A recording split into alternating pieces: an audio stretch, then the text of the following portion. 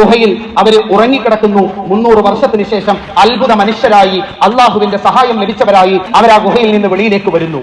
ഗുഹയിൽ നിന്ന് വെളിയിലേക്ക് വരുമ്പോൾ നൂറ്റാണ്ടുകൾക്ക് മുമ്പ് അവരെ എതിർത്ത ആളുകളൊക്കെ അവരുടെ അനുയായികളായി മാറുന്നു.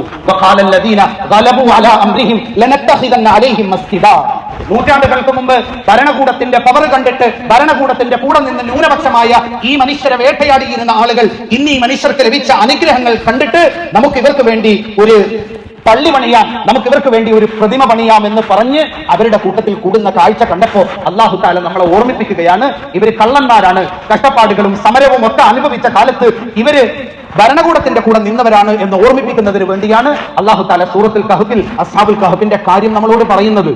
ഇന്ന് ഗുജറാത്തിലെ പട്ടേലിന്റെ പ്രതിമ വരെ ഇതിന്റെ ബാക്കി പത്രമായി ഇന്ന് നമ്മളുടെ മുമ്പിൽ നിൽക്കുന്നു. സൂറത്ത് യൂസുഫ്, അല്ലാഹു തആല സൂറത്ത് യൂസുഫിലൂടെ നമ്മളോട് പറയുന്നത് നഹ്നു നഖുസ്സു അലൈക അഹ്സനൽ ഖസസ്, മനുഷ്യന്റെ ചരിത്രത്തിൽ കേട്ടിട്ടുള്ളതിൽ ഏറ്റവും നല്ല ചരിത്രം ഇതാ ഞാൻ നിങ്ങളുടെ മുമ്പിലേക്ക് വിളമ്പി തരുന്നു. യൂസുഫ് നബി അലൈഹിസ്സലാം അദ്ദേഹത്തെ തകർക്കാൻ, ഇല്ലാതാക്കാൻ, നശിപ്പിക്കുന്നതിന് വേണ്ടി രാഷ്ട്രീയ കുതിര കച്ചവടത്തിന്റെ ബദലായി അതിന്റെ അതേ മോഡലിൽ തന്നെ സംഘം ചേരുകയും യൂസുഫ് നബി അലൈഹിസ്സലാമിനെ കിണറ്റിലേക്ക് ഇട്ട് കൊല്ലാൻ ശ്രമിക്കുകയും കള്ള തെളിവുകൾ ഉണ്ടാക്കി ഇന്ന് മീഡിയകളുടെ മുമ്പിൽ PR ഏജൻസികളെ ഉപയോഗിച്ച് കാണിക്കുന്നത് പോലെ അദ്ദേഹത്തിന്റെ കുപ്പായത്തിൽ ആടിന്റെ ചോര തേച്ച് പിതാവിന്റെയും ജനങ്ങളുടെയും മുമ്പിൽ വന്നിട്ട് യൂസുഫ് അലൈഹിസ്സലാമിനെ കുറിച്ച് കള്ളക്കഥകൾ പ്രചരിപ്പിക്കുന്നു. പിന്നീട് ഈജിപ്തിലേക്ക് വരുന്നു. ഇല്ലാത്ത പെണ്ണ് കേസുകൾ ചുമത്തി യൂസുഫ് നബി അലൈഹിസ്സലാമിനെ കാലാകാലത്തേക്ക് കാരാഗ്രഹത്തിൽ അടയ്ക്കുന്നു. യൂസുഫ് അലൈഹിസ്സലാമിന്റെ രാഷ്ട്രീയ ദൗത്യം അവസാനിച്ചു എന്ന് തീരുമാനിക്കുന്നിടത്ത് ചരിത്രത്തിന്റെ നിയോഗം പോലെ ഈജിപ്തിന്റെ സിംഹാസനത്തിലേക്ക് യൂസുഫ് അലൈഹിസ്സലാമിനെ അല്ലാഹു തആല തിരിച്ചു കൊണ്ടുവന്ന് ഇരുത്തുന്ന രാഷ്ട്രീയമായ മാന്യതയെ കുറിച്ച് അല്ലാഹു തആല പഠിപ്പിക്കുന്ന സൂറത്തിന്റെ പേരാണ് സൂറത്തുൽ യൂസുഫ്. മഹാനായ മൂസാ നബി അലൈഹിസ്സലാമിന്റെ കഥ വിവരിക്കുന്ന സൂറത്തുൽ ഖസസ് എന്ന് പറയുന്ന ഒരു അധ്യായം തന്നെ ഉണ്ട്. ആ അധ്യായത്തിന്റെ പേര് ചരിത്രം കഥ എന്നാണ്. എന്താണ് അല്ലാഹു പറയുന്നത്?